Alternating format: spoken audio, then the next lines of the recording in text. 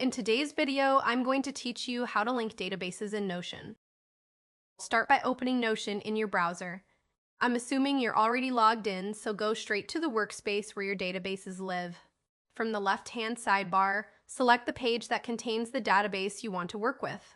This is the database where you'll be adding the connection. Once the database is open, look across the top row where your property columns are listed. At the far end of those columns, click the plus icon. This lets you add a new property to the database, and in this case, that property will be used to connect one database to another. When the menu appears, scroll down until you find Relation, then click it. In Notion, a relation property is what links entries between two databases. So instead of just storing text, numbers, or tags, this property creates a real connection between records.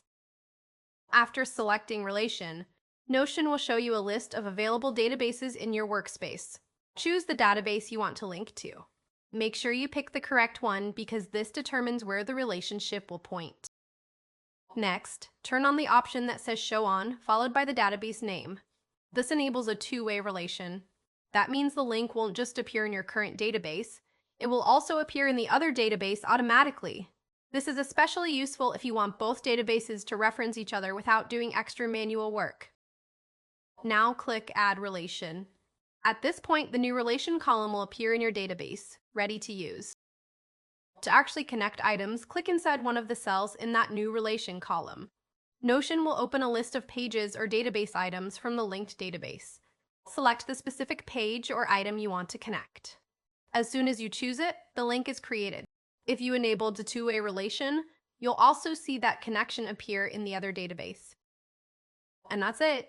Your databases are now linked in Notion, and you can use that relationship to keep connected information organized across multiple databases.